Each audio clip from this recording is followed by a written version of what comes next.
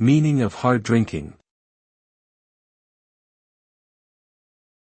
Hard drinking. Hard drinking. Hard drinking. Hard drinking. The term hard drinking typically refers to a person who consumes alcohol in large quantities and on a regular basis. This can lead to physical health problems such as liver damage, high blood pressure, and increased risk of certain types of cancer. In addition, heavy drinking can lead to behavioral issues, such as impaired judgment and increased aggression, and can also negatively impact personal relationships and work performance.